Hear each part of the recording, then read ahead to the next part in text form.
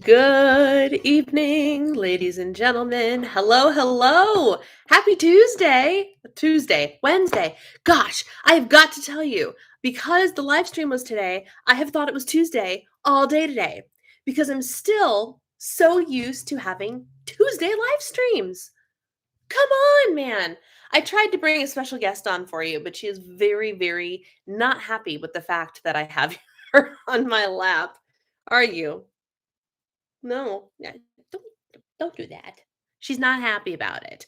But she's in here because my husband is not home. He's downtown at some networking event or whatever. So I know that if I kick her out and close the door, all she's going to do is scratch and cry and bark. So I was like, well, if we're going to have her in here harassing me, I might as well just preemptively harass her a little bit. Yeah.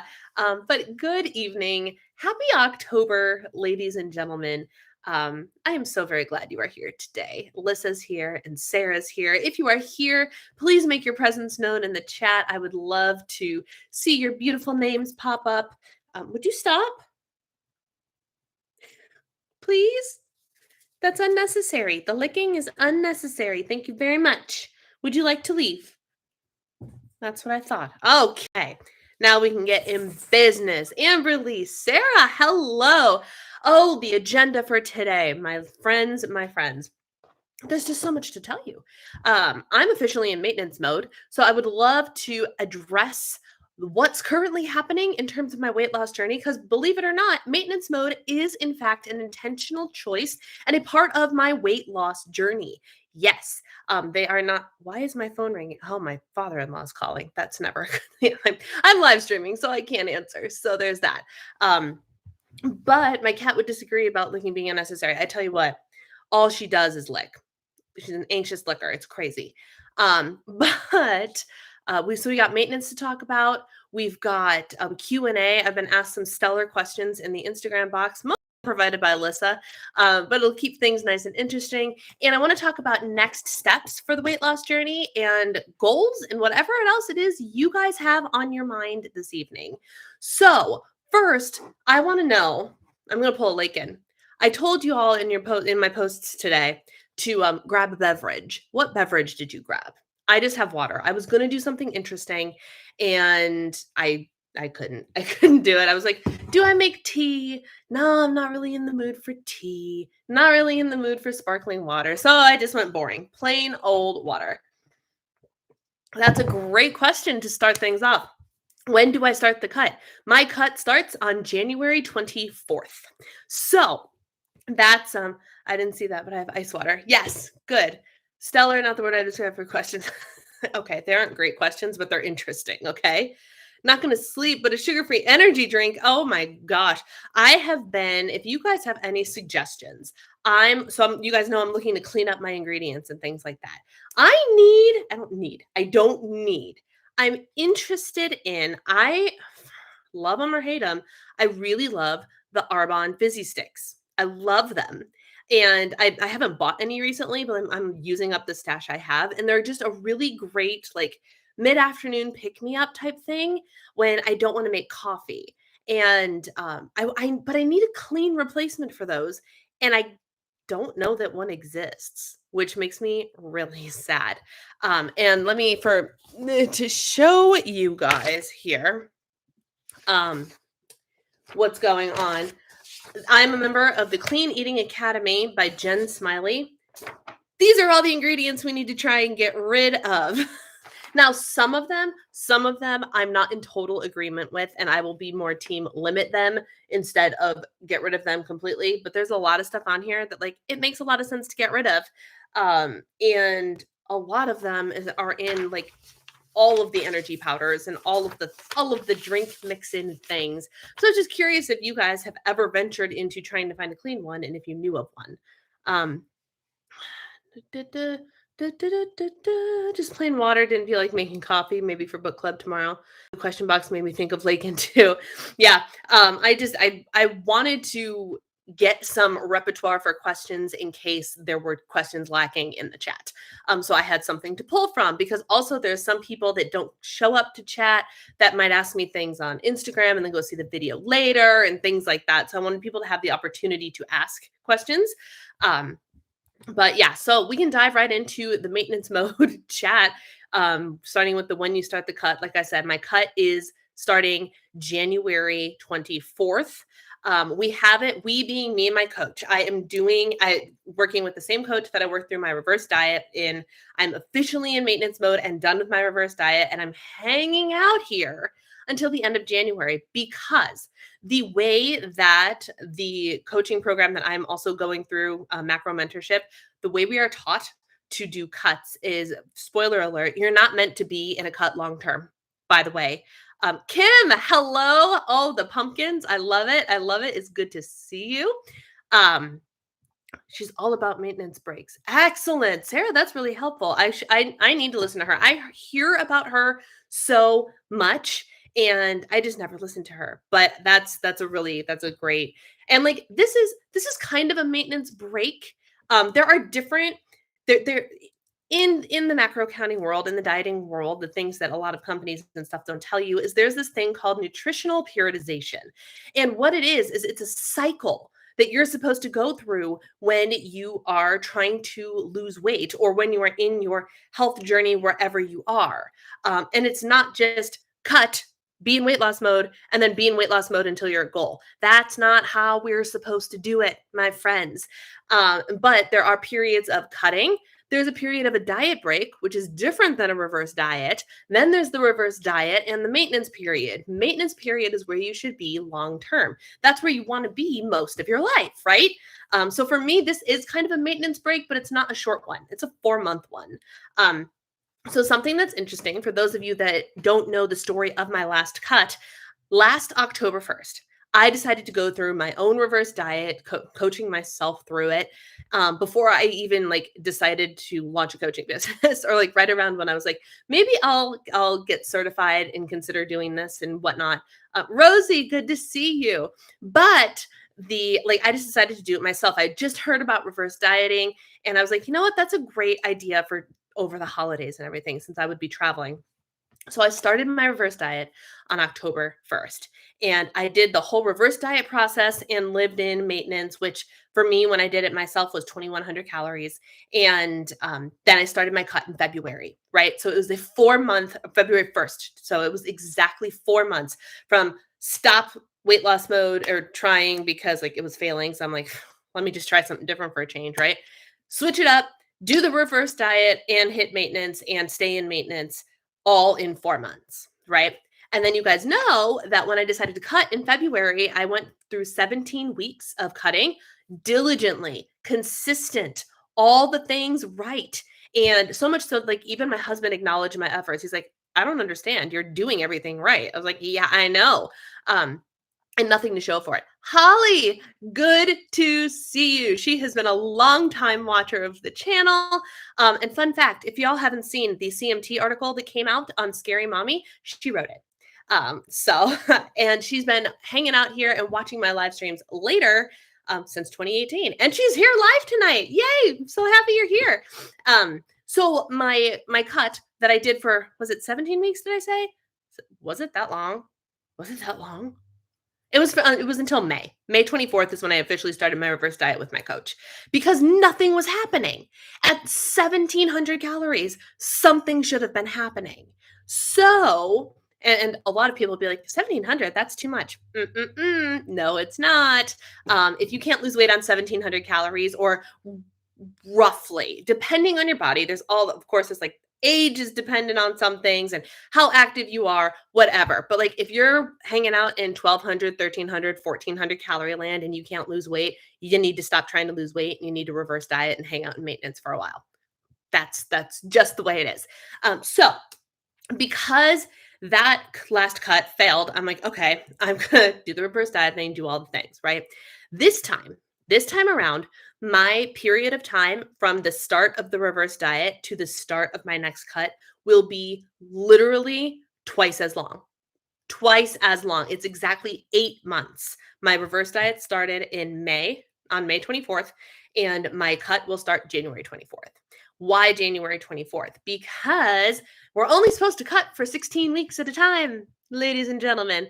And we strategically placed my diet break, which is one of the parts of the whole cycle of dieting that we placed my diet break when I'm supposed to be on a cruise, which was brilliant, which is absolutely brilliant. Because first in my head, and it's funny because I can think through these things logically for my own clients, but when it comes to myself, I need the outside perspective.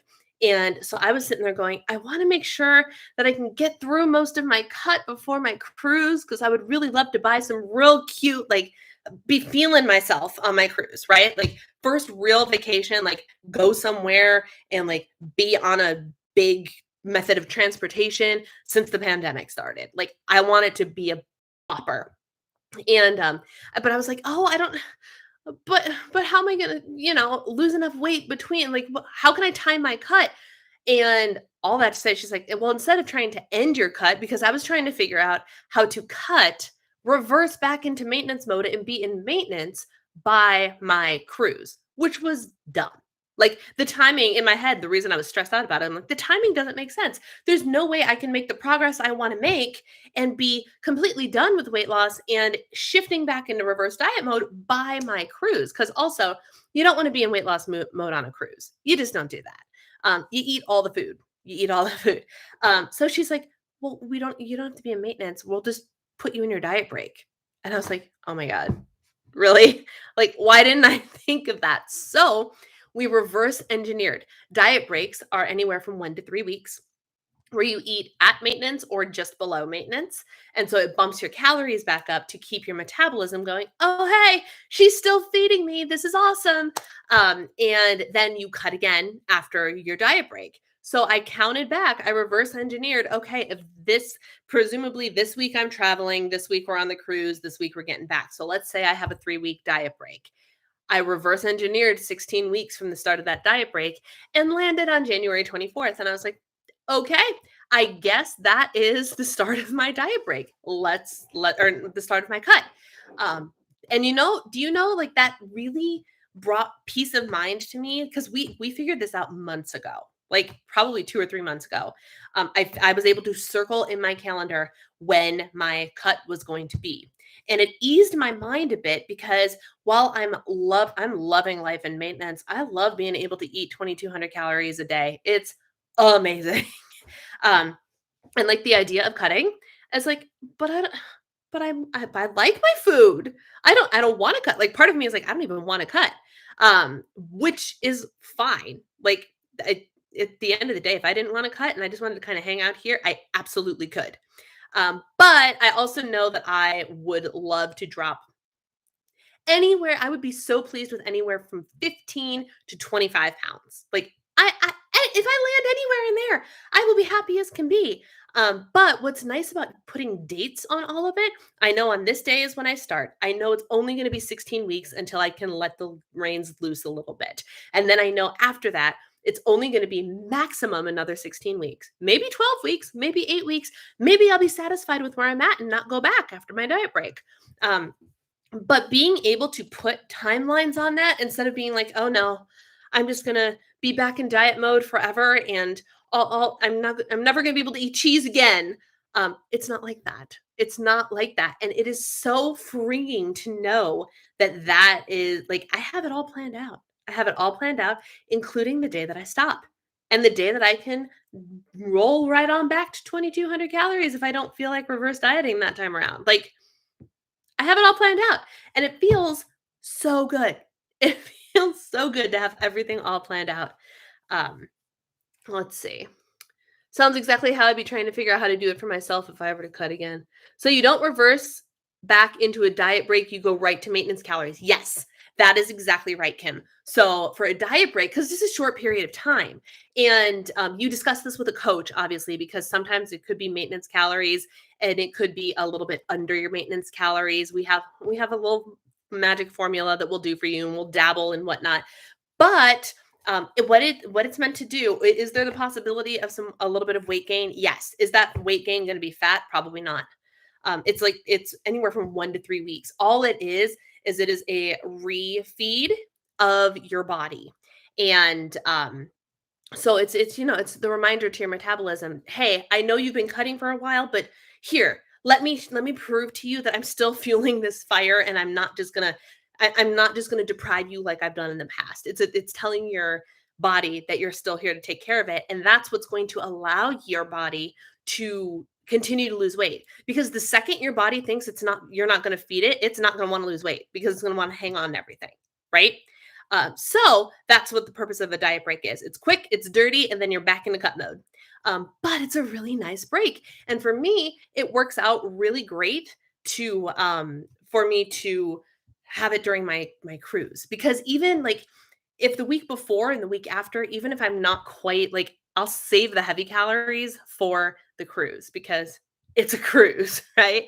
Um, but it's just nice to know that like I won't be cutting on a cruise and I won't be cheating on my diet either. Like it's literally in the plan to eat more food the week of my cruise.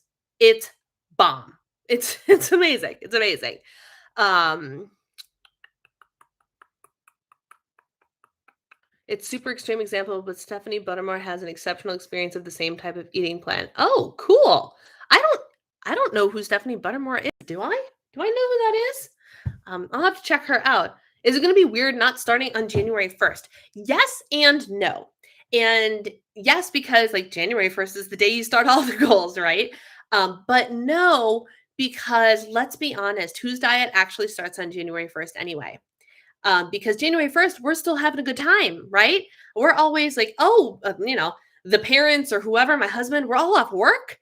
And so it's still a holiday. So you automatically start to feel like a failure on day one of your diet because you really don't, or on January 1st, because you don't actually do it on January 1st anyway. So for me, I'm like, you know what? This is fine. But does it feel strange to be like, let's go, gung ho, with all the other goals I have planned and I get to sit and wait patiently for the other one to start? Yes, it does feel a little bit strange. But also, I have learned so much about just like let the flow happen. We are under no calendar rule. We are under no we have to lose 5 pounds in 3 weeks rule. Like it's your own time, and working with my coach has really helped me just like embrace what's happening now. Embrace what's happening now. um, how much do you weigh? I normally don't tell people this, but I weigh about 180 pounds. So my goal is anywhere from 165 to 145, somewhere around there. My cruise was just canceled. Oh no. I'm hoping against hope. This cruise that we're supposed to go on is a replacement for the cruise we were supposed to go on the week the pandemic shut down the world. We were supposed to be on a cruise ship that week and we canceled it. And those of you who've been around that long and remember, I was devastated because I wanted to get out of this winter so badly. And I like I was so looking forward to the break, to the heat, to the sun, all of it. And we canceled it and I was devastated. So instead we decided to go to Florida, which was where my in-laws are, which is perfect timing because his grandmother ended up passing away and we had her funeral the week that we would have been on the cruise. So we were down there with the family and it was all great. Had a big old family get together. And then 2 days later, as we're hanging out an extra week, the world shuts down. And NBA stops playing, NHL stops playing. Oh, that was that week. That week. And we heard on the news or I don't remember, but the cruise we were supposed to be on, but because my father-in-law and my husband were like, this doesn't sound too good, we're going to cancel it. We were supposed to be in LA loading on the cruise. And while the people who were on our boat to go on our cruise were in the building getting ready to go in, their cruise was canceled. So we wouldn't have gotten to go on the cruise even if we didn't cancel it preemptively. So my hope against hope, my prayer is that COVID is under control enough where we feel safe going on this cruise and numbers are cooperating. And it's not until May. So, or May? Yes, the end of May. So, like, the world has time, but please, God, please, God. So cut, diet break, cut, maintenance. With the maintenance, please, do you go right to maintenance or work it up? No, you reverse. So that it's you cut, diet break, you cut again at a different level for most people, which is why it's great to go through this cycle with a coach. And then after that second cut, no matter where you are, no matter where you are. I don't care if you have only lost 5 pounds or 25 pounds, or you have 150 pounds to lose and you've only lost half of it. Wherever you are after that second cut period, you reverse diet up to maintenance and you stay in maintenance for at least as long as you were cutting. At least as long as you were cutting. And then, so that whole process will take, I did the math, and if I go 16 weeks, 3-week diet break, the entire process will take me until September 24th. So I only have time for one of these, one ultimate fat loss phase in a year, right? So like, and it's not a short amount of time, but it's also not forever. It's not signing up for Weight Watchers and going, I have 50 pounds to lose, and 3 years later, we're still trucking along, right? Like, it's not that. So this year, 2020, or this next year, 2022, if that happens, like let's say, I mean, in a perfect world, I average a pound a week, I'm down 32 pounds and I'm done. That would be and I would never have to cut again. It would be amazing. It would be absolutely amazing if that's what happened. But life happens. So let's say hypothetically, I only lose 15 pounds for that whole cut period, right? Christina, where have you been? You haven't come to one of these since, I don't know, 2021. Look, even Gracie got excited that you were here. Oh my gosh. So I lost my train of thought because my sister showed up. So let's say hypothetically, I only lose 15 pounds in that whole period from Jan 24th through September 24th. Hallelujah, I lost 15 pounds, but I have to stay there. I'm like, okay, I have to do, yes, we are in 2021. You're right. So it was 2020. I was right the first time. I was right the first time. Christina hasn't been here since 2020. Thank you, Rosie. So if that happens, I have to maintain that 15-pound loss, reverse diet, maintain. And then after a period of maintenance of probably 4 to 6 months, I get to do the whole process again. And that is what you do. Instead of spinning your wheels, eating as few calories as possible and killing yourself in the cardio and it taking 4 years, maybe it takes you 4 years of doing it the sustainable way with these cycles, living most of your time in maintenance and having cut periods. At the end of the 4 years, you still get to your goal, or maybe the first way you don't. Gracie! Hey! Come here! Gracie, come! I don't know what she's barking at. That's the worst part of it. I didn't hear the garage, so I don't think my husband's home. So what is she barking at? My gosh. Anyway, so that's how it works. That is how I coach. That is how I'm going to be coached. And gone are the days of I'm just going to hang out in weight loss mode for a couple years. No, we don't play that game anymore. And I wish more people talked about this. I wish people talked about the health implications of staying in a cut for too long. I wish that the collective the diet world taught people about weight maintenance. But they don't want to teach people about weight maintenance because they lose money if people learn how to maintain their loss. See how that works? You see how that works? The diet industry benefits from not teaching you how to properly maintain the loss that you've gotten. And therefore, we finish our weight loss and then we lose our goal. Like we don't have a goal anymore. And so what happens? For most of us, we're either in weight loss mode and we're losing weight, or we're off the wagon and we're gaining weight. And then when we decide to get our crap together, we have to go back into weight loss mode, right? The importance of maintenance education is that you learn how to maintain that loss, right? Right. I can get on a high horse about maintenance forever. Let's see. Whose diet actually starts on January 1st? Not mine. I've started immediately after Thanksgiving before, so by January 1st, I'm all in. That's a nice way to do it. I really like when we started February 1st, like practice and tweak during January, and then yes. Yeah, and I liked the February 1st start too. You, my friend, had much more success on your February 1st cut than I did. But yeah, so I picked, like I said, I reverse engineered like what I probably like in terms of like a start date. February 1st sounds prettier, but I want to keep it on plan where the middle of my diet break is my cruise. So that is what's dictating the date of my cut.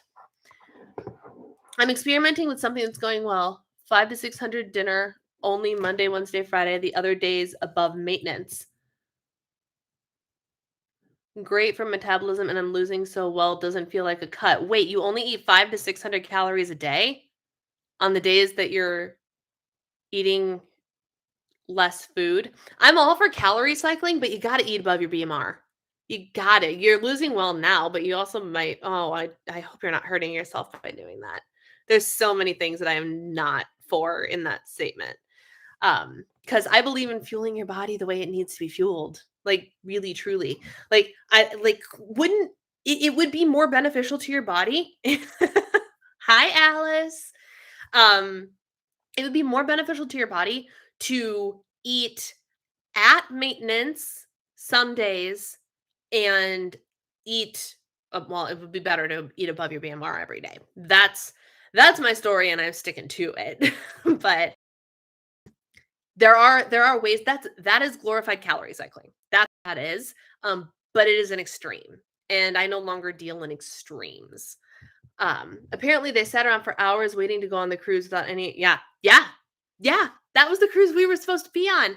I have never my father-in-law is the sweetest, most soft-spoken man ever. Like he has one of those voices that's like almost like a soothing tone, you know? Everything he says is slow and thought out and everything.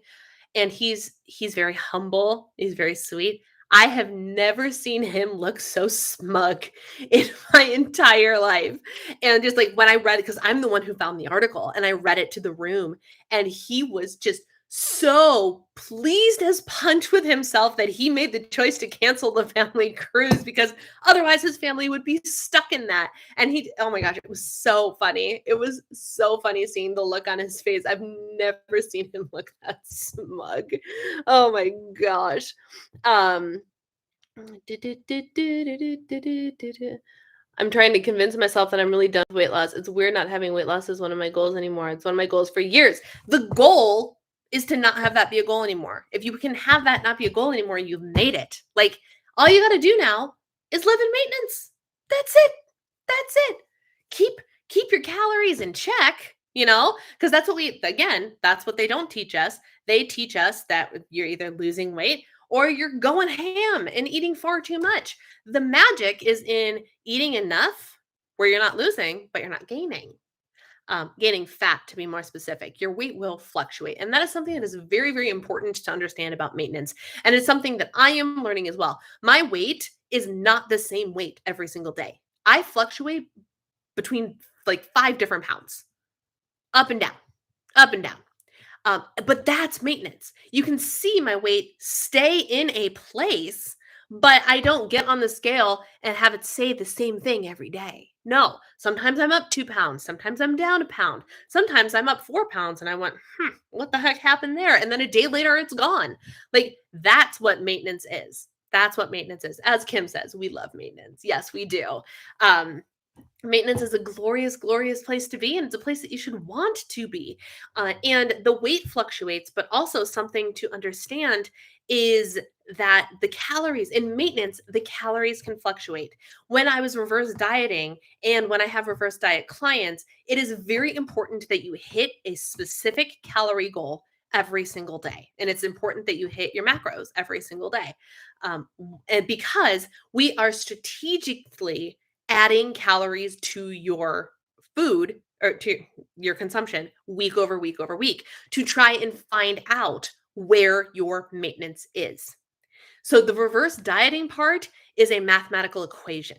Once you figure out where your maintenance is, then things get flexible. For example, the other day I ate 2200 calories because that's my proposed maintenance. I still track everything, right? I'm still tracking. Because I am one who, if I say, oh, I'm just not going to track for a week, I will go overboard. I will. I need that accountability for myself to use the tracker. So I do.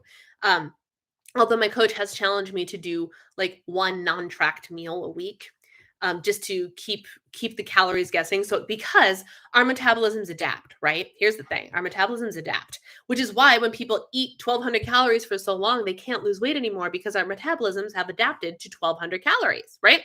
Our metabolisms can also adapt to maintenance. So if I meticulously eat exactly 2,200 calories every day for the duration of my maintenance period, it's going to adapt, and that is going to be true maintenance. Whereas if I keep it guessing, and some days I'm going 24, 2,500, or like, I have an untracked meal of like this Friday, we're having pizza. So like that's going to be my meal that I don't track. It doesn't mean that I stuff myself until I feel sick. It just means that I'm just going to eat what I want until I'm full. And there's a likelihood that it's going to push me over my 2,200 calories. And that's okay. On the flip side, yesterday, and I posted this on Instagram, yesterday I only ate 1,700 something calories. I ended up skipping dinner because I had something to do during dinner time and I was out of the house. And when I came home, I wasn't hungry for dinner. So I was like, I'm going to eat my planned dessert and just call it a night. And so I only ate 1,700 calories yesterday. And that's okay. That's ebb and flow. I'm going to have pizza on Friday. That's going to make up for it, right? That's maintenance. That is what living in maintenance is. It's a beautiful thing. That type of extreme calorie cycle broke my metabolism. Yeah. That there's red flags in that. He could do meditation guiding. He really could. The way he talks. I think it's important to talk about that calories and macros are important, but what is making up those calories that could hurt your weight loss too? Yes, Amberly. And this is one of the reasons that I'm also working on cleaning up my ingredients and everything. It's the next level for nutrition for me and my nutrition. I don't have a weight loss goal right now. So like, what can I do for my health and my food to still level up while I'm not trying to like do anything specific? And that's clean up my food. What Amberly is trying to say is there's a big difference. Let's say you have 1,000 calories, right? You could eat 1,000 calories of processed junk, or you could eat 1,000 calories of whole healthy foods, good healthy fats, olive oils, avocado oils, all those things, whole grains that are minimally. I've had problems speaking all day today. It's amazing that it's taken me this long not to stumble too bad. Minimally processed food, right? Your body will respond differently to the processed food than it will to the whole food. And spoiler alert, it will respond better, especially in weight loss, to the whole food. So hitting your macros, like Amberly said, that's one thing. And that's very important. Rule number 1 of weight loss is calories. Rule number 2 is your macro breakdown. But the quality of those calories and those macros, big deal, and could make or break you. If you have all your day in processed food and you go, I'm hitting my numbers, I don't understand why I'm not losing weight. Switch all those foods out for some whole foods and tell me next week that you haven't lost any weight. It's so true. It's so true. Food is fuel when you use it right. And this clean eating journey, you guys, do you have any freaking idea how much food has this junk in it? Do you know how hard it is to find foods that don't have canola oil in it? Do you know? It's hard. It's frustratingly hard to find things without, especially the one that I haven't figured out how to give up completely yet is natural flavors. Natural flavors are in everything, and they ain't natural. But canola oil, I challenge you, go to your pantry, go to your fridge, pick up something that's a prepackaged food item and see if there's canola oil in it. It's canola oil, and it's obnoxious. So I've been making food swaps. Like I buy the more expensive sauces and things now. I buy Primal Kitchen because they don't have any junk in them. They don't have any added sugars. They don't have any canola oils. They don't have any of that stuff. It is hard. It is so hard. But the quality of the food matters. And I notice now, and my coach is the same way because I'm kind of not guiding her, but she's watching me do this. So it's inspiring her to do it too. And so she and I talk about ingredients and how our bodies react to them all the time. And we notice, especially after eliminating them, it's hard to go back on them. Something that set my gut off the other day that I couldn't figure out why, but then she said, oh, I can't eat those because they set my gut off. Thomas's Bagels. I bought myself my container of pumpkin spice bagels because it's pumpkin spice season. And I was going to have it with some good grass fed butter. And I couldn't, for the life of me, figure out why my tummy wasn't happy. It's just a bagel. Look at the ingredients list on that bagel, y'all.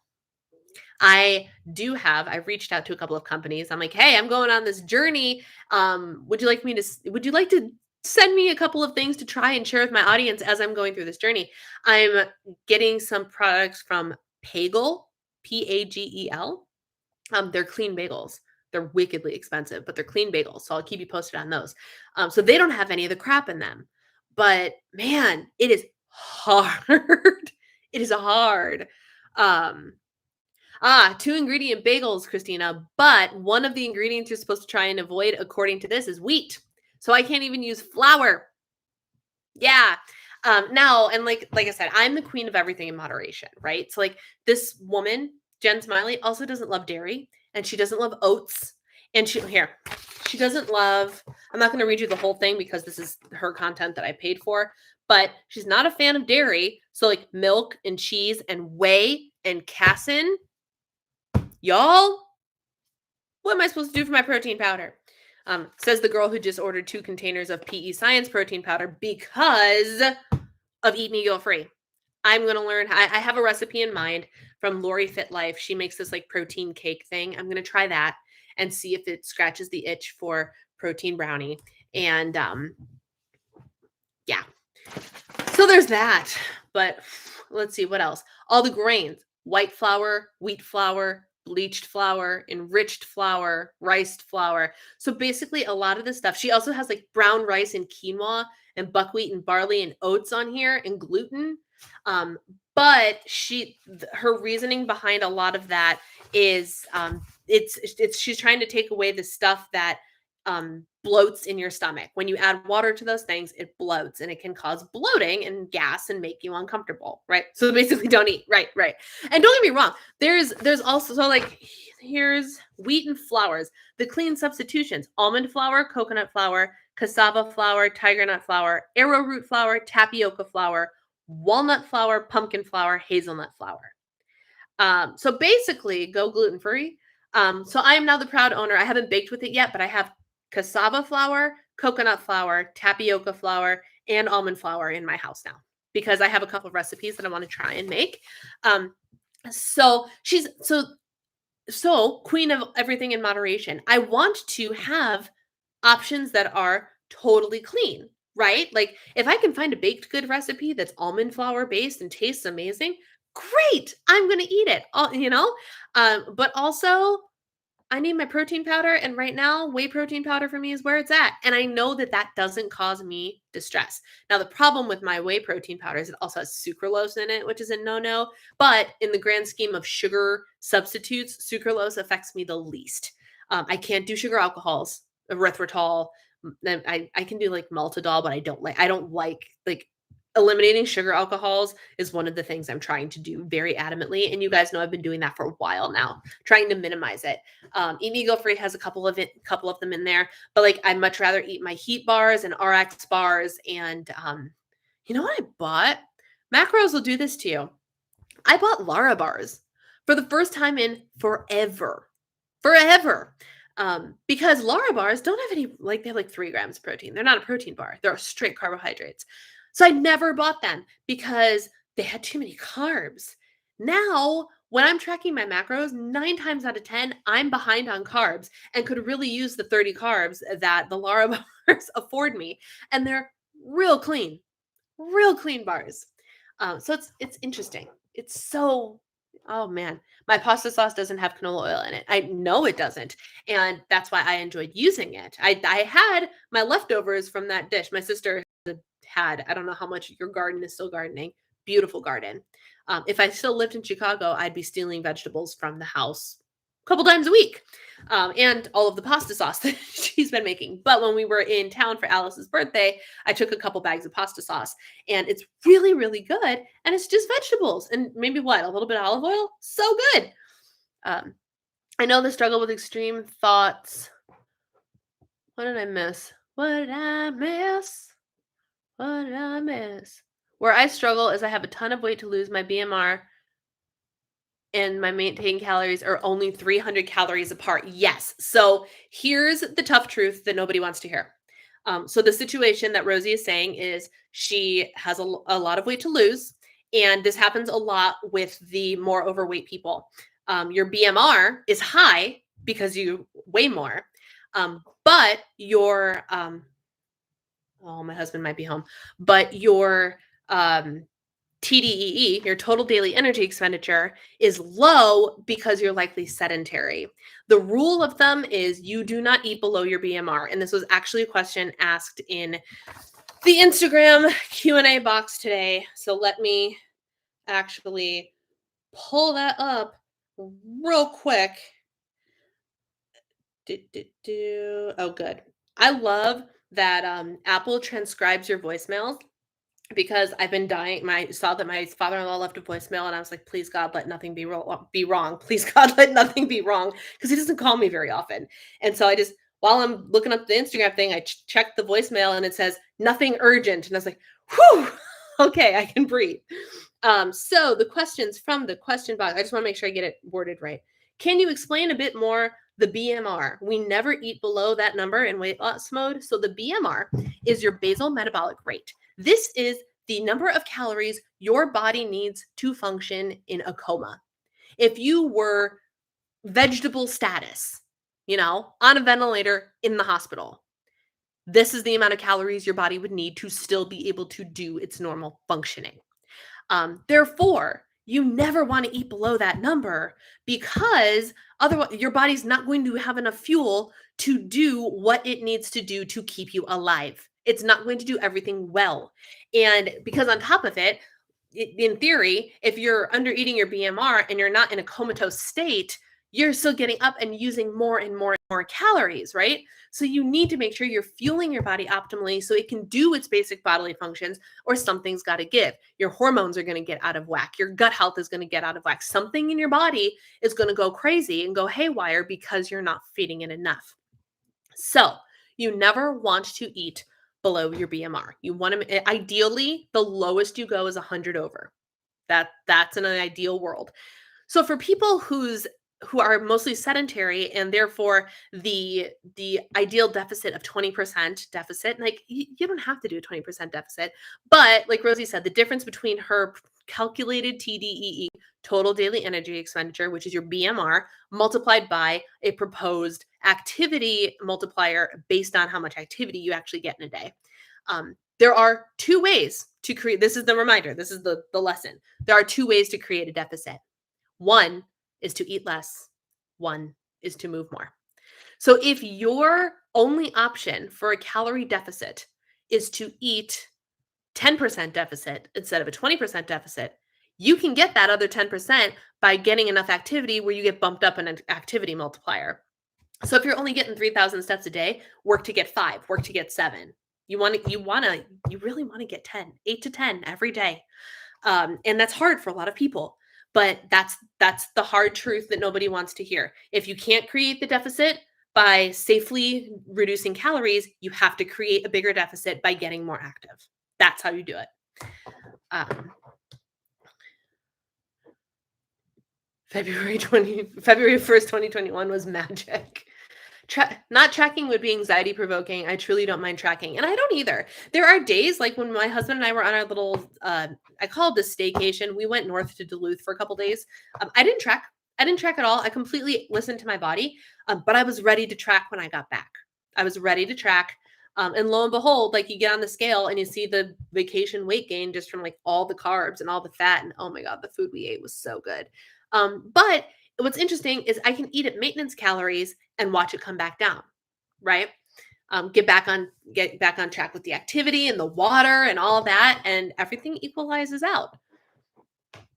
The idea of not tracking or not tracking accurately definitely made me anxious. That's true. Maybe you're high on carbs and fat and low on protein, which wouldn't be good. When I have a high carb day of cookies and ice cream versus a high carb day of fruit, same calories, same carbs, but a much worse weight spike with the cookies and ice cream. Yes. So Amberly is carb cycling, which means one day a week she gets extra carbs.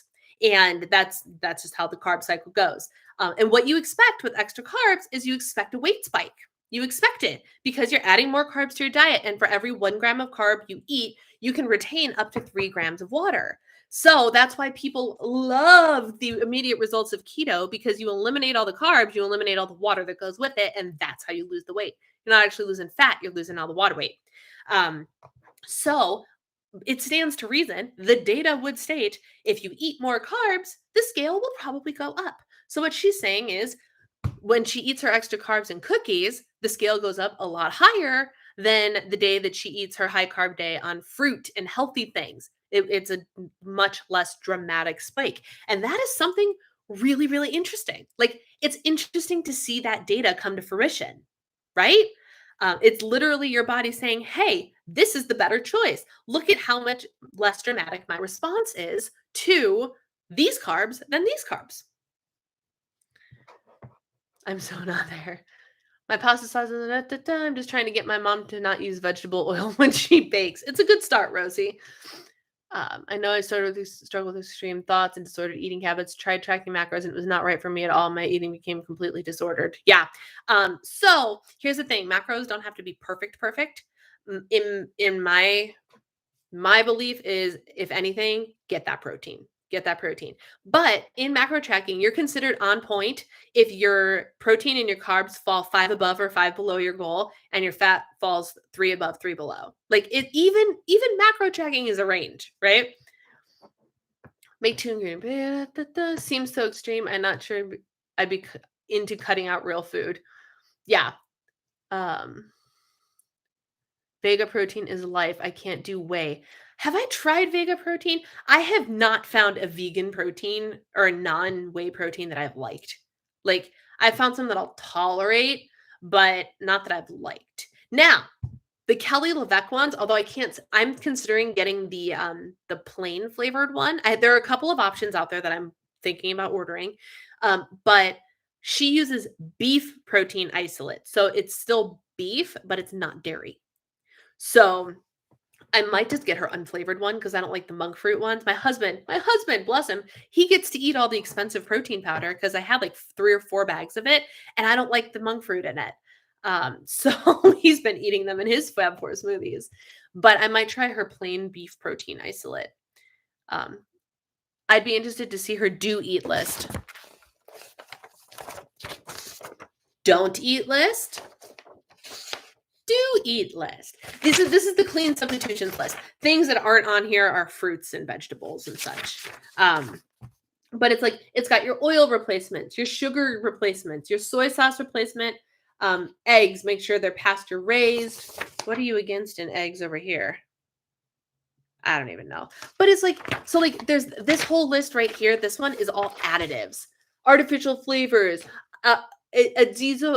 adoxycarbonamide, BHA, BHT, food coloring, monosodium, MSG, like cellulose, carrageenan, which is also in freaking everything. So it makes sense that the list is long. Gluten-free, dairy-free, grain-free. Holly, I love Sun Warrior protein because it's not animal protein at all. What? Bagels with Kodiak cakes? Made a major change in my eatings in preparation for one of my 2022 goals. 2-ingredient dough, but instead of self-rising flour, use the pancake mix. I have 100 cups of sauce in my freezer. Oh, why? I wish you could just send it up to me. I would love to have some of that in my freezer. I have such a hard time not eating below my BMR, meaning it's hard to eat my BMR. Yes, well, you're going to plateau forever like me. Yeah. So my sister is a great example. I'm going to give your story for a little bit. I hope that's okay. Christina had weight loss surgery. When was that? I don't even remember. 2 years ago? Lost a ton of weight, right? But she literally had her stomach size change. So it is hard for her to eat food a lot of times. Less so now, I think. I'm not around to hear you complain about it as often. August 2019. Okay, so it's been 2 years. But so she, like, for a long time ate very, very, very little. And it was really interesting the more I was learning and hearing what her nutritionists were telling her to do. and she started complaining that like her weight loss has stalled. She's lost a lot. Like she could not lose any more, and she's a tremendous success, right? But she's like, my weight's not going anywhere. I'm like, well, how many calories are you eating? And it was under her BMR. I was like, girl, eat above your BMR. And you know what she did? She started eating above her BMR, and I don't remember when it was. Was it a week? Was it 2? I don't know, but I got a text message. She goes, imagine that. I started eating above my BMR and the scale started going down again. Both of my sisters. Both of my sisters. The other one, who has not had weight loss surgery, was complaining to me that her weight loss had plateaued too. And I'm like, how many calories are you eating? And she told me, and it was like 200 under her BMR. I'm like, you need to eat over 1,800 calories. She started doing that for a week, and she goes, the scale went down. I'm not crazy. I'm not preaching snake oil to you guys. It actually works. It actually works. But like Christina said, you're going to plateau forever like me. When Christina can't eat above her BMR, her weight doesn't go anywhere. Her weight doesn't go anywhere, even though it's less calories. Between school, internship, trying to create a brand business, my steps have been slacking. Yeah. First of all, I relate to that, Rosie, very, very much. It has to be an intentional choice. It has to be an intentional choice. And so that if that is your goal, you need to make the choice to go and get those steps in. And this is the same lecture that I got from my coach not that long ago, because I'm like, I'm just finding it so hard to get all my steps in, because when I'm on point at work, it's always one or the other. It's always one or the other. When I have videos uploaded and everything, like posting on social, doing all the things,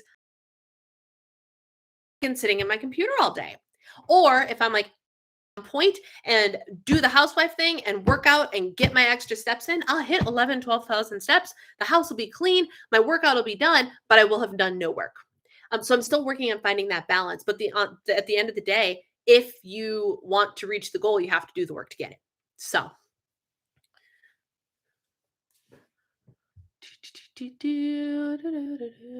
I have a protein powder that I love, and for protein powder, it's fairly clean. The naked one, Melissa? Gotta put the minions to bed, catch the next one. Bye, Holly. Thank you for coming. Her do eat list is so short. Yeah. And again, this list is the substitutions. So these are bad, these are better replacements for the things specifically on this list. There's no like produce and stuff on this list at all. Yeah. And here's her note over here at the side. Here's what her note says. The limit list is provided because some are okay in moderation, like white rice, corn, peas, peanuts, etc. And some are difficult to avoid even in the cleanest foods and are not going to make or break you when they've been eliminated from the other more processed foods. So what she's saying here is there's room for error. One of the things that she talked about is chocolate chips. Cane sugar is one of the things that are on her don't list. And so for the first time this week, I made a recipe with, maybe it was last week, I used coconut sugar because coconut sugar is the clean sugar alternative. It's still natural and everything like that. And it doesn't taste anything like coconut. And I didn't tell my husband that I used it until after he was eating the dish. It was a savory dish that used sugar. Really, really good. And I was like, what do you think? I was waiting for him to find something wrong with it. And he goes, this is really good. I'm like, good. You like coconut sugar. Okay. It basically tastes like a rich brown sugar is what it tastes like. It doesn't taste like coconut at all, but it is the sugar alternative. But in chocolate chips, for some reason, cane sugar is in all of them. All of them, even like the cleanest ones, cane sugar. So she's like, you're in chocolate chips, you might not be able to avoid cane sugar, but that's okay. If like the only cane sugar you're getting in a day is a handful of chocolate chips that are in your cookies that you made or something like that. So at the end of the day, the goal, and this is how I'm approaching it, right? The goal is to limit, like eliminate what I can, limit what I either won't eliminate or what I can't eliminate, and go from there, right? So milk, cheese, yogurt, etc. I love those things. Could I maybe eat dairy once or twice a day instead of 3 or 4 times a day? Absolutely. Should I be willing to go and try the dairy alternatives that she proposes to us? I should try them just to say that I've done it. It'd be valuable information for you guys. I'm sure if I went and reviewed like products I never thought I would be doing, like not dairy-free cheese, like Never in my life would I even consider it. But if I can get a cheese that gives me the cheese feel and eliminates dairy from one meal of my day when I eat dairy all the time, might not be the worst thing in the world, you know? So eliminate what I can, limit what I can't. So then when I encounter one of these other things, a box made cake that was made with vegetable oil and has all the sugar and junk in it, one piece of cake isn't going to bother me, isn't going to be the end of the world when I've been eating mostly clean most of the time, right?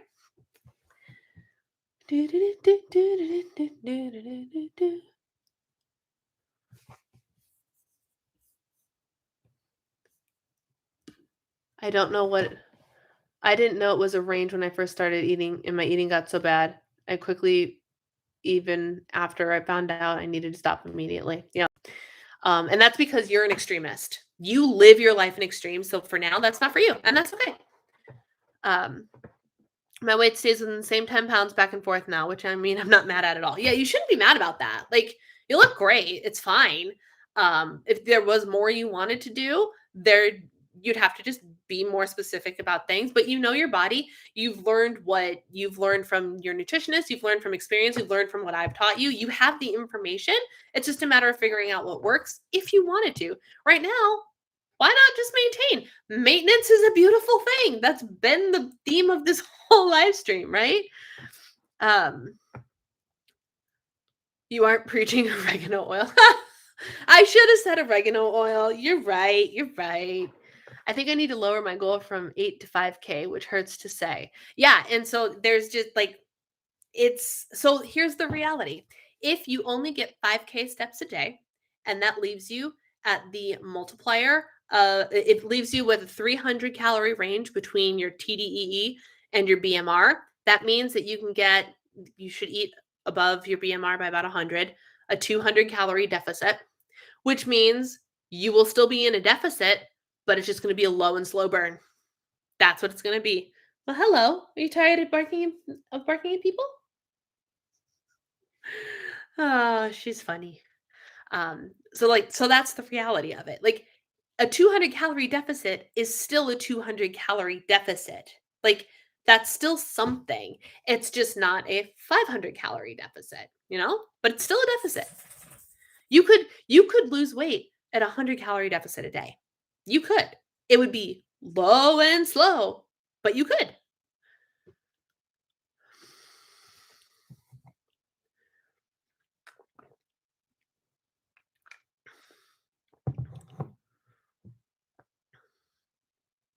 Yes. Do you swap Kodiak for self-rising flour? I believe that's how it works.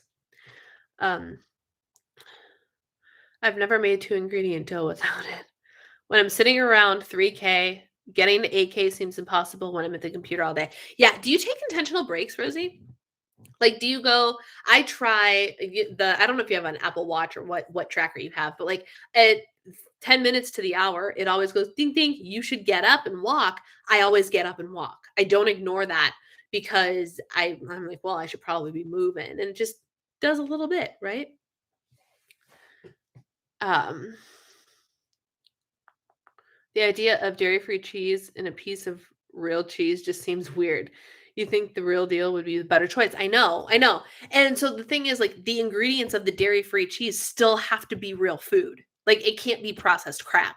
It still has to be like, I can't remember the ingredients of some of the improved ones, but I think it's cashew based or something like that. But it's still real clean food. It's not additives and junk. It's just different choices.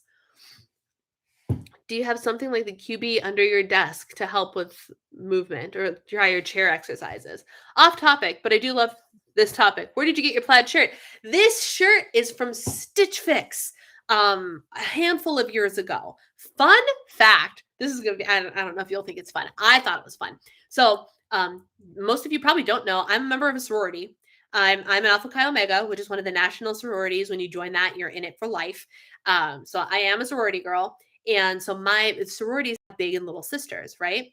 My big sister in the sorority, who I don't talk to much anymore, I don't know, like I think I saw on Facebook that she worked for Stitch Fix, and I was gonna get a Stitch Fix box, so I messaged her and I was like, Crystal, can I get you to do my box? And she goes, yeah, you can just put me in the request. And so Crystal, my big, who knows how my body works and knows how my body moves, picked this shirt for me. And I have worn the crap out of this shirt. I can't. So the reason it has a cami under it is actually it doesn't stay buttoned. And it's not because it's too small either. It's just the fabric is real soft and real smooth, and the buttons are very, very thin and slick. So chesty girl that I am, my husband loves the shirt because the top button keeps coming undone. So I now wear it as like a top like this and put a cami underneath it to save myself the trouble of having to worry of whether or not it came unbuttoned. But yeah, Stitch Fix. I don't think it's available anymore because this was like 2 years ago, but I love this shirt so much. It's one of my favorite things in my wardrobe.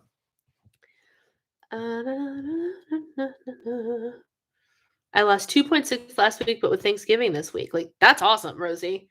I have never lost weight the week of Thanksgiving. That's a good point. I haven't heard it vibrate lately. I need to reset it. Yeah, just get it. Like, that's all it takes. That's all it takes to just increase a little bit. And don't discount things like the household chores. Folding laundry. I have to stand and okay. So for the normal person, standing might not be as energy consuming as it is for me. For me and my CMT body, standing requires a lot more energy than it should. So I get tired from standing at my bedside and folding laundry. But like, so just like chores like that, like I'm still standing and engaging and active and all of those things. Like, don't discount the small things because you can't get outside and go for a 20-minute walk. Like, everything counts. Everything counts. Why childless by choice? I'm a married woman, no kids, and need to find more like-minded people because I don't want kids. I love kids. I love giving them back. I love giving them back, and I love not having to worry about taking care of another being 24/7. I love, and my husband is the same way. Like, at the end of the evening, we get to sit down and do whatever we want and watch some TV and not have to worry about if Peppa Pig is on the TV channel or if the kid's going to wake up if we make too much noise or anything like that. Like, I like kids, but I just don't want them. I just don't want them. If the good Lord sees it differently and decides to bless us by being a parent, then I will embrace that new chapter with grace and humility and the best parenting skills that I can muster. But I prefer to be the cool aunt. I prefer to be, you like Alice, you just don't want to keep her. No, I don't. I love her to bits, but I don't want to keep her. Is she still around? Hope I don't die. Yeah. Fun fact, if my sister dies, I will become a parent. So there's that. Hope my sister doesn't die. Pray for my sister. Because there's a loophole. There is a loophole. If Christina dies before Alice is 18, she's mine. That's gonna be fun. But yeah, we spend time with Alice. She's elated to see us, and we leave just in time for her to be too much. And then Christina has to deal with her because she's her mom. So and I love that arrangement. I love that arrangement. And I tell you, like, and it's really easy for me to justify the choice because of my disability. But that's not the reason. That's not the reason at all. Does it help? Yeah, because parenting would be hard for me. The physical aspect of parenting would be hard for me. I can do the mental aspect all day. I take crap from nobody type of person. Like, I don't know which one of the parent, Eric or me, which one would be the bad parent. It'd probably be me. Not bad, like you're a terrible parent, but like good cop, bad cop. Probably be me, actually. Like, I know how I would parent, but the physical side, there was a day that my dad was post-surgery. What I had to come over when I lived in Illinois, I had to come over and watch my 2-year-old niece. 2? Was she 2? She was running around, you know. My only job the whole day was to keep her from killing herself. That's all I had to do. And the whole day, I followed her around the house. Like, she's 2. She doesn't do that much. We went in the playroom. I prevented her from jumping off tables. And climbing on things she wasn't supposed to be climbing on. I made her lunch. I made my dad lunch because he was there post-surgery, whatever. It was like 8 o'clock in the morning until, I don't know, 4 or 5 p.m. Like, it was a full day of parenting. and my sister comes home from work and I get to go home, and I drove home and I passed out on the couch at 8:30 p.m. And my husband was traveling at the time, so he wasn't even home. And texting me, yes. And I texted my sister and I was like, holy crap, I am so tired. And I barely felt like I did anything today. All I did was follow this small human being around and picked her up on occasion to keep her from killing herself. Like, that's what I did. No, you can't touch that. No, stop doing that. Okay, this we can do. I was so tired. I was so tired. And I was like, wow, chronic fatigue illness and parenting really doesn't mix. You're right, Rosie. I wasn't used to it, but like Christina thought it was hysterical. I was even amused, but I was like, I was so tired. So tired. I'm like, oh, stay at home mom. Wow. So like kudos to those of you that do it, because it ain't easy. Giving kids back to their parents is the best. Yes. Do you feel like you will regret not having kids? Nope, I don't. I really don't. Cause like, what's there to regret? I like a lot of people are like, oh, you'll have nobody to take care of you when you're old. Having a kid does not mean you're gonna have somebody take care of you when you're old. Like, that's not how it works. As the parent, it's your job to raise them, and then what they do with their adult life is up to them, not you. So like that's not a guarantee. So like that would be a stupid reason to regret not having kids, because there's no reason to guarantee that they would do that anyway. Like it's just, I don't know. Like, we don't need anybody to take care of us. My husband and I are financially responsible, and we will be just fine on our own because we're making good financial choices now. It's just I don't think I'll regret it. And the reason I won't regret it, like, no. If Alice didn't exist, like, I'd still probably not regret it. But like, I have access to a cute little pain in the neck 5-year-old. I was going to say whenever I want, not whenever I want, because we don't live in the same city anymore, but I did have access to her. But like, I have somebody who, like, you guys saw when Christina hopped on, she was quoting Alice, who was very excited to see me on the screen. Like, I have my little girl. I just get to give her back to her mom, you know? Do I wish I could see her more? Yeah, I do. But I don't have any regrets. I am forever willing to be the cool aunt. And I don't even have to be related to you to be your cool aunt. We had friends at church when we were in Chicago, and I'm slowly working on starting a community at the church that I'm at now. I'm singing at church, and it's slow. We're having people over on Friday night, and they're about to have a baby. So like, if we're hanging out here for a while, I'll have them. I want to be the cool aunt to all the kids. I love seeing the kids. I love watching my friends' kids grow up, and I love playing with them and letting them show me their fun things. I love watching the little girls chase my husband around, because apparently all little girls love my husband, and it's hysterical. But I also love going home and not being around them anymore. Like, I will forever be the cool aunt, and I am so good with that. So good with that. Toddlers siphon energy from adults. Yeah. You are used to it. As a single parent, I was always bad cop too. Multiply the number of kids by 6. Pass. I once had to direct a show with 21 small humans in it. The youngest one was 5 and the oldest one was 11. That was interesting. But I got to be just like, I was flat out bad cop there. And for some reason, those kids adored me. They adored me, even though I spent half of the time yelling at them. I don't know. It's okay. She still tells me I'm the best, and she loves me infinity times infinity. Alice will take care of you when you're old. Here's hoping, but she has no obligation to take care of me either. But I hope that she's still attached to me enough that she wants to take care of me. But that's not her responsibility. But it is nice to have her, and maybe eventually my other sister's going to have kids. I don't know. Hopefully I'll have some more minions running around. Minions. That's what I should cultivate, the minions. That's what I'll do. They birth them, they parent them, I corrupt them. Doesn't that sound like a fun job? I have no intentions of taking care of my parents in the future. See? Exhibit A. I think it's more exhausting to deal with just one than multiple. No one there to help entertain the other kid. I could see that. enjoy. My kid is 40 and has a kid of his own. I don't have any desire for kids now. I did in my late 20s, early 30s. Isn't it crazy how and I did too. When I was in high school, I always thought I was going to get married and pop out a couple kids.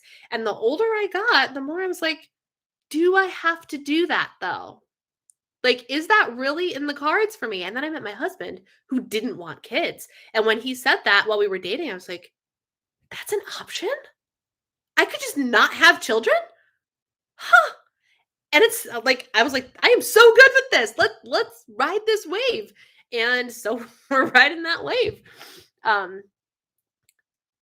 She asked him, oh, that's such a bummer. If we had to move into back home, then that would be a really fun choice and also probably a really dumb choice because that child would be over all the time. Unless you have a crowd of kids trying to kill themselves and each other. I'm at an elder mistreatment place. Many kids do not take care of their parents. Yeah. Yeah. So that's what you should see the comments on my Child Free by Choice video. My Child Free by Choice Q&A. They're so polarized. There's so many people that are like, thank you for saying this. I'm glad I found somebody who thinks like me. And there are so many people who are like, this is a horrible idea. Why would you not want children? You're a children hater. Oh God. A couple people call me a children hater. I'm like, no. And then of course, when you try to say, no, I don't hate children. I just don't want them. They still think you're like a hellion and the demon sent you. I don't know. I'm very quickly learning and have been learning that the opinions you'll run into on YouTube, it never ceases to amaze me. And I'm just thankful that I care so much less now. I care so much less now because some of the stuff, it doesn't happen as often. I got a troll hit me up on Instagram the other day, and I'm actually disappointed that the person never wrote me back. All they said was I was answering a question or I said that people were asking me about what I meant by the creativity break and the cleaning challenge. So let me tell you. And this person's message was, nobody actually asked you that, laughing emojis times 12. Or nobody's asking you anything from an account with no posts, no followers, not following anybody, no logo, one initial as a name. I'm like, and so I responded, I'm like, oh, goody, a troll came to play. And the troll wouldn't play with me. I haven't gotten a response. I wanted to play with the troll. I make my daycare kids listen to musicals and worship music. I love that, Lissa. I love that. Though my mom's health is one of the main weight loss motivators. Yes. And so here's the thing though, guys. I would hope that if I have children, they love me enough to want to take care of me, but that's not a reason to have children. Right? That's not a reason. My hope would be that they would, but don't be like, oh, should I go back on my Child Free by Choice stance just so I take care of me when I'm older? No, because it would take away from the quality of life that I'm currently working on enjoying, right? No, that's not a reason to have children. You have you have children's because you want them, not so they take care of you in your old age. Oh, good. You'll put me in a home. Excellent. Better be a nice home. Christina, you and I are just going to end up as Amanda and Grandma Rolly living together in our ripe old age. Oh God, could you imagine? Maybe we'll Golden Girls hit. There we go. You, me, and Dee. That would be hilarious. That would be hilarious. Oh, good. At least we're on the same page. And then Alice can come and visit us. I guess we're presuming that the husbands aren't in the picture anymore. Oh gosh. She would adore it. She even said they have a nice backyard for Gracie. Oh, that's so sad. The men die early. Who knows? Yeah, well, tell you what. We joke now about which one of us, meaning me or my husband, is going to be the more physically able person in the next 10 years.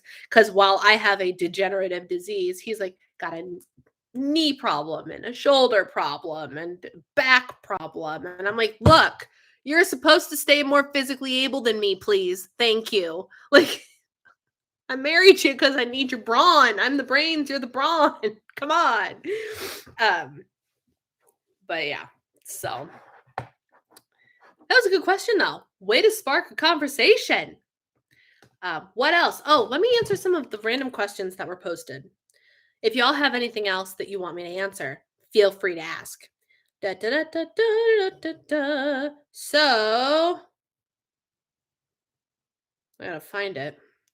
Oh, in other news, hockey season started yesterday, and my husband was the happiest I had seen him in a long time with his little Seattle Kraken shirt on because it was their first game last night. He stayed up late to watch the Kraken game. He was watching like the Pittsburgh game or whatever. Um, how do you do your hair? Great question. Depends on the day. Most of the time, I don't. This pleasant hairstyle that I was not expecting at all is unwashed day 2 hair after it being up in a ponytail all day. I blow dry my hair with one of those Revlon 1 doohickeys, the brush and the blow dryer all in one, which I love. And I have the Dyson, and I don't use the Dyson anymore because I love this tool that was like $50 more, because it's a brush and a hair dryer in one. So my stupid hands don't have to, and my arms that don't go over my head don't have to work with 2 tools. It's one tool. And so I do a blowout with that, which gets my hair 85% of the way straight. Like, not too shabby. It's cut so it curls. But this curl wasn't happening yesterday. This curl is from being pulled up in a ponytail all day, and this is where the ponytail creased. So when I pulled my hair down, because I was like, oh, I gotta like look presentable for this tonight. This happened naturally. So it depends. But if I do my hair to straighten it, I will blow dry it. If it needs extra help, I'll run a straightener through it. I have a couple curling irons that I haven't used in, I don't know, 2 years since before the pandemic started. I'm washing my hair and attempting to do my hair, but leaving it wavy. I will brush it out before I take a shower, shampoo, condition, put it up in a turby twist, and then I will not brush it. I'll pull it down and I'll kind of finger loosen things, and then I'll put styling product in it and scrunch.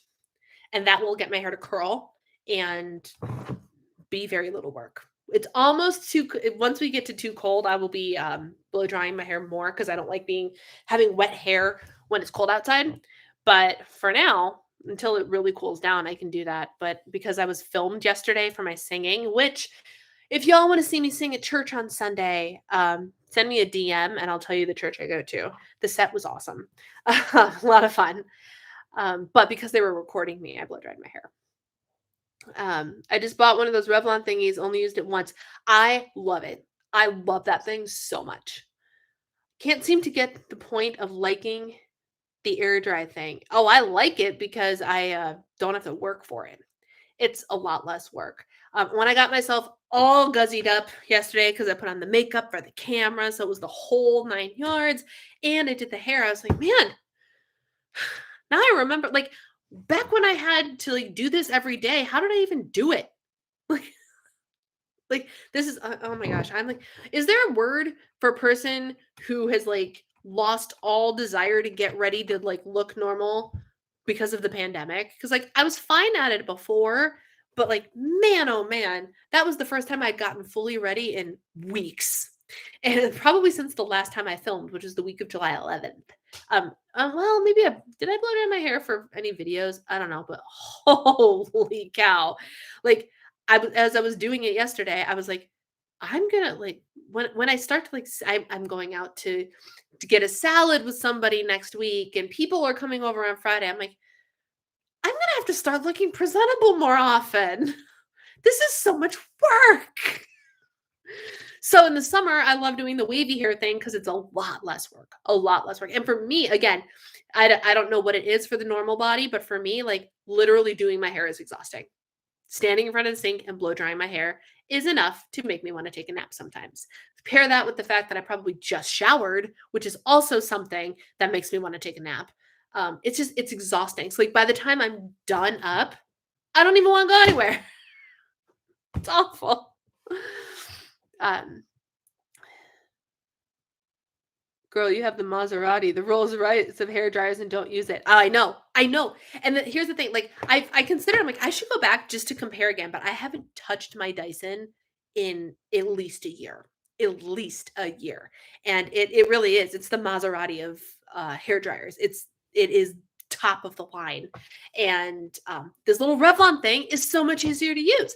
Now, before to be fair, before I got the Revlon thing, I did love the Dyson because it was still light in terms of hair dryers. The way that the weight is distributed with the Dyson when it's blowing, it is a lot easier to hold than other hair dryers I have used. The weight is more evenly distributed and the power actually kind of jolts it back enough where it's lighter on my muscles. So it's a great hair dryer and I do love it. And just for kicks, I should use it the next time I blow dry my hair. But yeah, this $50 Revlon thing is amazing. Amazing. God, I didn't miss doing hair and makeup for work. I know. It's even worse because of my thyroid hair loss. I do too, and I can't seem to like the look. And that's fine. It's not for everybody. I have a natural curl that for years I didn't know that I had because I didn't treat it right. Like for me, if I brush the hair, and that's why I was very specific in saying I don't brush my hair after I put it up in the Turby twist. I finger comb it. I brush it before I get in the shower, and I finger comb it when I have the conditioner in my hair. But if I brush it out, it's less likely to do the cute curly thing. But if I leave it sit and let it do its natural thing, it kind of like, look, did you see that? How like I just look at how it's starting to wave just because I'm kind of encouraging it to do that. Like I have this, and so my hairdresser is also really, really good. You see all the layers I have in my hair? That is intentional. She cut it so it would curl when it air dried. She helped the natural curl. She keeps my hair really, really light and everything like that. So it curls naturally. That's why my haircut is the way it is. Um,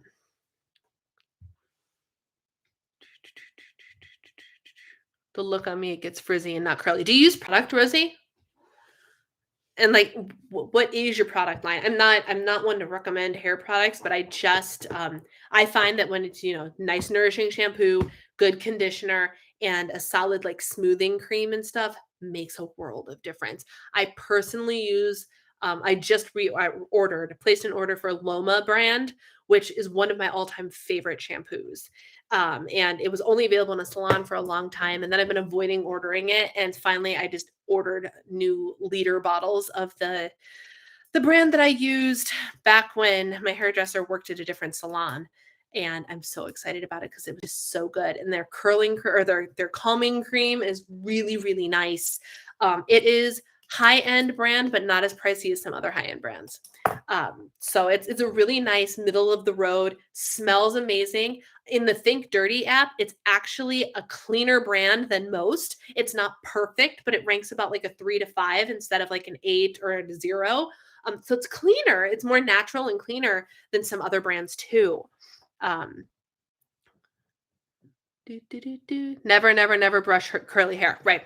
And I know that the second I run a brush through it, I have to do something else with my hair because if I want it to curl and not get frizzy, you can't agitate it. So don't brush it. Like brush it before you get in the shower. Like I'm trying to picture your hair because is your hair like, can it be straight? Because like I don't have curly hair. Like this is holding its straightness pretty naturally. I'm solidly wavy, but I will curl if I leave it be, but it'll also stay straight for like if I don't wash my hair for another 2 days, it will still look like this. So my hair is very malleable, compliant, uh, things like that. I'm basic on my shampoo and conditioner because of my psoriasis, so it's Head and Shoulders or Dove. Head and Shoulders. I don't know if you have it in Canada. I love the pink Head and Shoulders. I can't remember what it is, but it's like a silk one, and it's really nice. It's real. My hair always feels real soft when I use that one because I do have to use dandruff shampoo too. So I alternate, and I will try to use like my dandruff shampoo on a day where I can leave my hair up or something, and I use the fancier shampoos on days that I'm going to style it. I recently learned my hair isn't quite as straight as I thought it was, but I had limited success trying to add any curl or wave to it. Christine and Kim, but I love when my hair grows 3 times its size. Oh, it's a hot mess. There are some days, like, if my hair gets out of control, I like, and you guys don't see well, you see it in the morning. You see me on Instagram stories when my hair is pulled back and I've got like all the frizzy things happening here, like hot mess hair, totally. But when my hair is just a hot mess, I just pull it back and I say screw it and I just don't even deal with it. I don't have that kind of energy. So it looks so much longer blown out. Yeah. I like the volume curly hair gives me because I have fine hair. Yeah, for sure. For sure. Good topic. Oh, look, you're back. Or have you not left? Why are you shaking? Don't shake. My goofy dog. All right, what else we got? Does your name have a special or significant meaning? If so, what? So in terms of my name, we have to ask my mother. I don't know. I don't know why my parents picked the name for me that they did. I do know 2 things. I believe that Brianna, ironically, is like the definition or the meaning of that name is strength. Which I just think is hilarious that my name means strength and I have a physical disability. I've always been like, that's funny. But my name means strength. And I know that if I was a boy, I would be Matthew. That's what I know. Other than that, no. My middle name is a family name. My middle name is Catherine. And it's spelled like my grandmother, my great-grandmother, my great-grandmother. Because my grandmothers aren't named Catherine. My mom's name, I believe that's why my middle name is Catherine. Christina, if you're in the and confirm. But other than that, I don't know how they even came up with it. But I like it. It means strong in God. Oh, well, that makes a little bit more sense. This is mom. Oh no, mom has the computer. Well, that makes a lot more sense. I thought it just meant strength, and I was like, that's beautifully ironic. Strong in God. Well, at least I live up to my name. Happy day. Happy day. So that's good. So there's that. It means strong in God. And is that why you picked it? Is that why it's my name? Or did you just think the name was pretty and it happened to mean strong in God? Or does Matthew also mean strong in God, but for a boy? I'm trying to remember. I know years ago I asked you about this or looked into it or something like that. So while she chooses to answer. Oh, my husband's on his way home, y'all. If I was a boy, I would be Jorgen Scott Jorgensen. That's just mean. That is just mean. Why would they do that? Why would they do that? If I liked the name, but the meaning worked well. Well, that's perfect. That's perfect. So there is the origin of my name, ladies and gentlemen, from the woman who named me herself. If you had to describe yourself as a cheese, what would you be? Okay. So when I saw this question, I mean, what's the obvious answer, y'all? What cheese would I be? Hello? Oh, well, I want to see your guesses, but there's one stupidly obvious answer as to what cheese I would be. As if you aren't doing enough, maybe book club, you could do a little Bible study for patrons. Oh man. I can consider it. Brie, Rosie got it right. Brie. And so, fun fact, my mother didn't want me to be called Brie. And she never told me this. So in high school, I got all the way through elementary school. And Gracie, honey, I'm not. Oh, gosh, she wants to play now. So, yeah, there it is again from the woman. She did not want me to be called Brie because she didn't want me to sound like a cheese. I did not know she did not want me to be called Brie. She never told me this. So in high school, people started calling me Brie, and I never stopped them. I didn't care. So then my nickname came naturally, and now everybody calls me Brie. And that's literally how I introduce myself now. Especially for like a production team and worship team, I'm surrounded by men. There was one other female in the room of like, I don't know, 15 people. yesterday, and men aren't good with names. So they keep is it Brianna or Brianna or whatever? And I say my name is Brianna, which I also did not know until high school when someone kept asking me that, and I said, "Mom, say my name." And she said Brianna, and I was like, "Okay, my name is Brianna." Because again, I've never like thought about the difference or anything. Like a couple people still call me Brianna. Um, I think Eric's grandmother calls me Brianna, but it's Brianna. And I never gave any thought to the pronunciation of my name until people kept constantly asking me which one is it. And I'm like, I don't actually know. So I just walked up to my mom and I was like, say my name. And whatever came out was the answer. um, but for the cheese question, I figure like the obvious answer is obviously brie. And but it makes sense because in my mind, brie is a cheese that feels a little bit fancy and a little bit luxurious, but isn't so luxurious that it's not unattainable. Like it's a fancier cheese, but you can still just have it on a fancy day that's a Tuesday, you know? Like if you want to feel a little bit swanky, a little bit luxury, but not so ridiculously out of reach. I don't know. um, so that was my logic behind the cheese question. We convinced my mom to name my youngest sister Melanie after the Spice Girls. Fantastic. That is fantastic. Oh gosh. If I was a boy, I'd be Jason. Oh, interesting. A Jorgen is Danish form of George, which was my grandfather's name. My dad's name is Jorgen, so it's basically George, son of George, son of George. I tried to keep the world from calling you Bruce, you wouldn't sound like a cheese, and now I've given up. Yep. I mean, give up because now I'm telling people to just call. I'm like, if you can't remember, just call me Brie. I'll answer. It's fine. People constantly mispronounce my name. I honestly don't even think about it. When I saw the question in my 3,000 question book, it just made me laugh. I wanted to name my sister Grayla. That interesting name. Interesting name. The other question that was asked, I think, was which Pokemon is my favorite. Which Pokemon is my favorite? I hate to be cliche, but I really like Pikachu. I really like Pikachu. I just think he's so stinking cute and he's feisty and he just has a great little personality. I love Pikachu, but I also love Eevee because she's cute and she's like a puppy. And we're talking original 150 here, people. Wow, let me be a nerd for a second here. Talking original 150. I don't know any of these other newfangled Pokemon that exist. We're talking the Pokemon that were Pokemon when I was a child. 151 if you include Mew. I like Pikachu.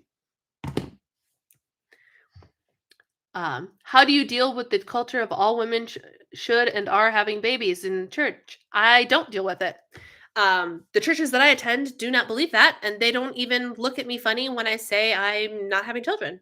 I had in my in all the churches I've been in, my Lutheran church, and although I wasn't like publicly declared child free by choice by the time I left the Lutheran church, my specific Lutheran church, I haven't like renounced Lutheranism or anything. But the church I was at in Chicago, like I was just Eric and I were the couple without kids. And that was totally fine. And we hung out with a bunch of couples that were working on building their families. And it was fine. No one ever thought twice about it with us. I feel that there was no expectation on me to have children. Mm-mm. God gave me a bunch of other gifts. Like I don't need to try and have a gift that that isn't the right choice for us, you know? Like I don't deal I don't deal with it. I don't people who try to tell me that I'm supposed to have kids, I kind of look at them funny and go, "That's nice." Mm-mm. Nope, I don't deal with it at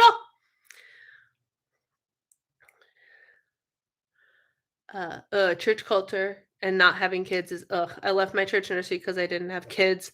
A couple years ago, when playing Pokemon Go, I searched forever for a female Lillipup just so I could catch a Gracie. Yeah, I don't even know. Like Lillipup didn't exist when I was a kid and into Pokemon. It's not a thing. Original 150, baby. Yeah, good question. Wasn't there one? There was one more. What was it? And you guys can keep asking questions too. I gotta scroll, scroll, scroll, scroll, scroll. If you had to choose your name, what's your? Oh no, that was all of them. I answered all the questions. Oh, yeah. Oh, it is 8:34. I wasn't even looking at the clock, y'all. Oh, my goodness. Any last minute questions before we sign off for the night? This was a fun discussion, and we covered a lot of different bases. Oh, my goodness. I had to get a Gracie. Yeah, I mean, I have one. You want one? We're waiting for them to arrive. But I don't know if I've told y'all, but we're gonna button train. Correction. I'm going to button train my dog. I'm both excited and already anxious about how much stress it's going to cause me. But we are going to button train her. Meaning, have you seen those dogs online where like they push a button to communicate with you? We're button training Gracie. It's going to be a whole new adventure. We're going to teach her things like potty, play, like and see how far we can get it. But basically, I'm trying to prevent her from staring at me like this and not telling me what she wants. Because she'll sit there and she'll stare at you, but she won't actually like dogs that need water will clink in their water bowl. I knew a dog that would dig in the water bowl if the water bowl's in. This idiot just stands there and stares at us and won't tell us what she needs. She won't direct us in any direction. So we're gonna button train her. We're gonna button train her so she can tell us when she needs food and water. And we're gonna get overuse out of the play button once she understands what the play button means. But that's what we're gonna start with. And it's going to be an interesting time. So that's a Gracie update for you. Someone who was a mom had to be in the nursery, so 2 child-free nursery workers couldn't work together. That's stupid. Excited to see the button training. I opened my question book, and the first question asks is if you can stand on your hands unassisted. I'm assuming that's supposed to be. Yeah, no, I can't do that. I can do anything unassisted on my hands. I saw a video that someone button trained their cat who now tells them to fold laundry and clean the litter box. Nice. Yeah, no, we're not gonna train her to be sassy, but we're gonna train her to tell us what she wants, which is gonna be both wildly beneficial and also probably annoying when we're both sitting up here and you hear play, play, play. Our cat paws at the treats bag on the coffee table and stares at you until you give her something. Yeah. So Gracie's good at directing her eyes because, like, we learned in dog training that like dogs will direct with their eyes. So if you pay attention to the way your dog communicates, if there's something on the table that they want, they will look at the thing on the table and then they will look at you. And they will look at the thing on the table and they'll look at you and maybe they'll look at the floor. Like they'll try and direct your attention. And Gracie does do that. She does. But it has to be something like immediately happened. So like if we take the toy away and we put it on the table, she will sit there and she will look at the table and look at me. Look at the table and look at me. So like she can do that, but for whatever reason, she won't say, "Hey, my food bowl is empty." Like all of the dogs I've grown up with have known how to communicate that their food bowl was empty. And this one will starve instead of actually harass us for food. And so, but she'll just stand there and she'll stare. And I'm like, and then she won't react to our words. Sometimes if we say, "Do you have to go potty?" She'll run. And we're like, okay, she had to go potty. But she needs the verbal cue from us. But if we go, "Do you need food? Water? Play? Poke in the nose?" She'll just sit there and stare at you. So I'm hoping that this helps her tell us what she wants. We'll see. I need an accountability cat. I think Stella says, "Why me, dog, and you, human?" Stella, the original dog. I have the book that says how Stella learned to talk. You don't need to train your dog to be sassy. I think Gracie has enough sass. Oh, this sass is real. This sass is so real. I mean, y'all. Where are you? There she is. Oh, look at you. Look at you. Little stinker. What a stinker. All right, friends. I'm gonna let you go because my husband's gonna be home soon, and the little girl has been very, very patient with me with nobody else being home. So thank you for hanging out. Bunny. Oh, Bunny. Yes. I follow Bunny on TikTok. I follow Bunny and I follow the Chatty Lab and I follow one other dog who's like a cute, shorter floof dog. Not like an itty bitty dog like Gracie, but like a medium-sized floof. I can't remember the dog's name though. But I follow a couple button trained dogs. I love watching the conversations they have, and I follow a different one too, I think. I follow several button trained dogs, and it's incredibly entertaining. If you want some entertainment, go to TikTok and find button trained animals. It's very, very fun to watch, especially when they like have learned the word mad and they tell you that they're mad. It's very funny. Our old cat used to sit in the empty water bowl. Yeah, he was also a jerk who would knock the water out to drink off the floor. Oh gosh, yeah, no, definitely a dog person here. But yeah, no, dogs that'll dig and make all the ruckus or like just be really persistent until you fed them and like lead you to the bowl. She does none of it. She does none of it. She's a stinker. All right, friends, I'm gonna go. Thank you. So, oh, what are you doing, Lissa? Thank you for the thank you heart. That's very sweet of you. Man, I forgot about super chats. Oh my gosh. I feel like this chat, like, it has been forever, but since the chat. But I have been chatting with my patrons 2 other times a month. I'm getting all the schedules worked out. But this was fun. Thank you guys for coming. I had a great chat with you guys. Stay tuned for next month. Should be on the regular schedule, and I will post about it, so don't you worry about that. So beginning of November, I will talk to you guys soon. Thanks for hanging out. This was fun.